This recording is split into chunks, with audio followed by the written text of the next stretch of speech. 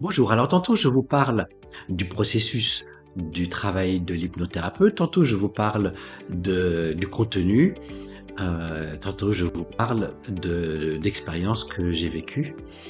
Et aujourd'hui, j'aimerais vous parler de ce qui se passe euh, dans le corps de la personne qui se fait hypnotiser. Euh, donc, Premièrement, on va faire une claire distinction entre l'hypnotiseur, qui est un homme de scène, qui manipule la foule, c'est son travail de faire rire et de manipuler les esprits pour atteindre son objectif. Son objectif, c'est l'acclamation, les gens sont satisfaits, ils ont bien ri, ils en ont pour leur argent, ils viennent pas pour se faire soigner. Donc la technique de l'hypnotiseur est considérablement différente de celle de l'hypnothérapeute, quand bien même il y a des points communs. Alors, l'état dans lequel se trouve un patient en hypnose thérapeutique est bien différent. Et je vais vous en donner un exemple qui est le plus courant. Le plus courant, puisque la personne est assise dans un fauteuil très confortable, alors sans faire forcément de la publicité, j'ai investi dans un fauteuil de relaxation d'un excellent confort, d'une excellente marque dont le nom est très célèbre et commence par un S, et qui permet à la personne, lorsqu'elle s'assoit, de se sentir déjà un peu enveloppée, puisque le dossier peut légèrement se basculer, le siège part un petit peu en avant, elle pose ses pieds sur le pouf qui est devant, et devant elle, il y a un magnifique, immense tableau d'une plage de l'océan Atlantique, depuis une des îles des Canaries, où, ceci dit, entre nous, j'aime beaucoup partir en vacances. Eh bien, face à ce tableau immense, parce que, de nouveau, qu'est-ce que l'on a dans ce tableau? Les vagues, l'océan.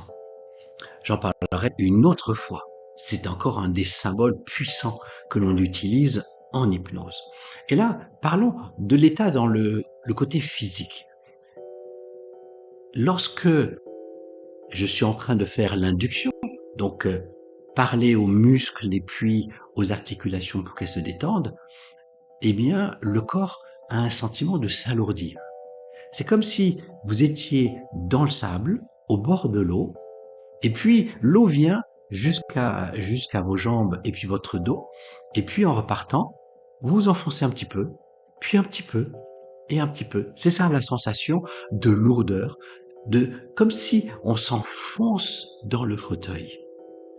Et quand le patient ressent cela, alors on dit quelque chose comme eh bien les jambes sont lourdes ou bien les bras sont aussi lourds que les jambes ou inversement, puisqu'en fait les jambes peuvent être aussi lourdes que les bras, puisque les bras sont déjà lourds. Alors, une sensation de lourdeur s'installe naturellement. Ce que j'ai fait là, entre nous soit dit, ça s'appelle une confusion.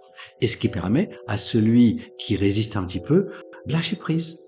Parce qu'en fait, tout ce qu'il y a à comprendre, c'est que le travail se fait en profondeur, pas au niveau de l'intellect. Et donc cette sensation de lourdeur, elle est commune chez la plupart des patients. Certains ressentent plutôt de la légèreté. C'est plus rare. Par contre, autant le corps est de plus en plus lourd pendant la transe hypnotique, plus il est lourd, plus les pensées et la tête se sentent légères.